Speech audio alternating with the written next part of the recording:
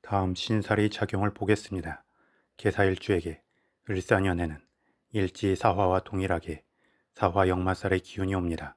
사화의 지장간 안에는 병화정제, 무토정관, 경금정인의 기운이 내재해 있어 계사일주는 자신이 원하는 것을 얻기 위해서뿐만 아니라 다른 사람이 자신을 필요로 하는 것 때문으로도 움직임이 많아질 수 있습니다. 그리고 그러한 움직임을 통한 결실이 쌓이고 다시금 그것을 활용하기 위해 또 다른 움직임을 보이게 됩니다. 그래서 계사일주는 항시 외부로 목표로 하는 바가 이어지게 되고 그렇게 얻은 결실을 자신의 가족이나 가까운 사람들과 나누고 베푸는 것을 통해 만족감을 느끼게 되기에 온전히 혼자만의 시간과 공간에서 안주하기 어려운 일주이기도 합니다. 그리고 여기에 을사년에는 사화의 기운이 더해지는 만큼 그러한 분주한 특성이 강화될 수 있고 많은 움직임과 더불어 피곤함도 늘어날 수 있습니다. 따라서 본인 스스로 외부 일정을 균형 있게 조율하면서 자신의 건강과 체력을 챙기는 게 좋고 너무 과도한 욕심을 부리지 않아야 합니다. 다음 12신살의 관점에서 계사일주 일지사화를 기준으로 을사년의 사화는 지살이 되고 일지사화도 지살이 됩니다.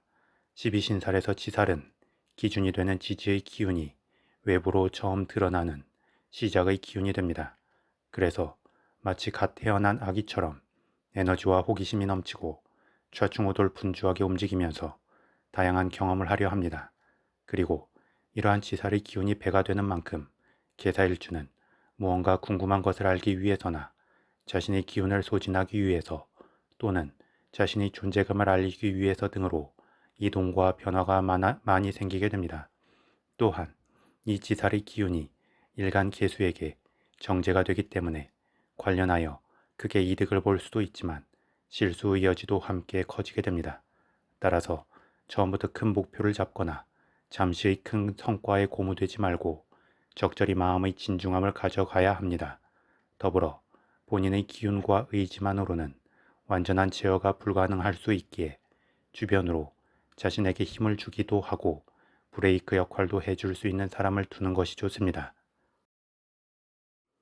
다음 계사일주는 일주 자체적으로 천을귀인의 기운이기도 합니다. 그런 만큼 기본적으로 중정이 잘 갖추어져 있고 균형감이 좋은 일주입니다. 그런데 천을귀인의 기운이 있다고 무조건 알아서 좋은 기운이 작용하는 것은 아닙니다. 본인 스스로 천을귀인의 균형 잡힌 특성을 이해하고 과도하게 한쪽으로 휩쓸리거나 중심을 잡지 못하고 이리저리 휘둘리는 것을 경계하기 위해 노력해야 비로소 그 잠재된 긍정성이 발휘되게 됩니다. 특히 을사년에 추가로 천을귀인의 기운이 들어온다고 좋은 흐름이 2배가 되는 것이 아니라 기회의 흐름이 늘어날 뿐이기에 그것을 온전히 안정적으로 자신의 것으로 취하자면 더더욱 균형감이 필요할 것입니다. 다음 계사일주 일지사화와 을사년의 지지인 사화는 지망에 해당하는 기운이고 천라의 기운이든 지망의 기운이든 2개 이상만 있으면 천라지망살의 특성을 갖게 된다고 봅니다. 그리고 천라지망살의 기운은 장중하게 그물이 드리워지고 변화의 속도감이 느려지게 되는 기운입니다. 그런데 이 사화의 기운은 일간 계수에게 정제가 되기 때문에 정제의 흐름에 있어서 큰 기회가 오거나 막힘이 생길 수 있습니다. 따라서 이 천라지망살의 기운이 작용할 때에는 유압장치를 연상하거나 꼬인 실타래를 푸는 것을 연상하면 좋습니다. 즉, 과하게 힘을 주고 빠르게 작동시키려 하면 오히려 그 저항이 커질 수 있지만 차분하고 천천히 작동시키려 하면 느리긴 하지만 큰 힘을 들이지 않고도 원하는 결과를 얻을 수 있습니다.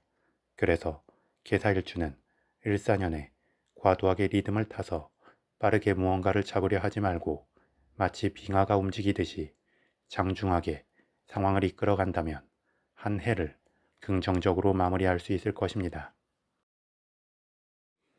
마지막으로 12운 성론의 관점에서 보겠습니다. 계사일주는 일주 자체적으로 태의 흐름이 됩니다. 태는 엄마 뱃속에 아기의 씨앗이 자리 잡은 상태입니다. 하지만 아직 신체 발현으로는 나아가지 못한 상태가 됩니다. 그래서 불안정한 가능성의 덩어리가 바로 태의 흐름에 해당합니다. 이는 강한 기운의 이끌림이 있을 때 한 방향성으로 잠재된 에너지를 발휘할 수 있습니다. 하지만 기운이 정체된 상태로 이어진다면 어느 곳으로든 뻗어나갈 수 있는 유연한 가능성을 갖는 것일 수도 있지만 이도저도 아닌 애매한 상태로 기운 소진만 될 수도 있습니다. 특히 개사일주는 을사년에 동일한 태의 기운이 또 들어오게 됩니다. 그리고 이 태의 기운이 일간 개수에게 있어 정제가 되기 때문에 어떤 면에서는 희망 고문이 될 수 있는 면이 있습니다. 즉, 그림의 떡처럼 눈앞에 많은 기회가 흐르지만 정작 완전하게 자신의 것은 되지 않을 수 있다는 것입니다. 따라서 이러한 때에는 마치 뷔페 식당에 간 것처럼 뭘 먹을까 마음만 분주하게 현혹되지 말고 하나씩 필요한 것을 순서대로 먹어가야 합니다. 그렇게 하면 처음에 본인이 욕심을 품은 만큼 다 먹을 수는 없지만 적어도 두서없이 음식을 둘러만 보다가 끝나지는 않을 것입니다.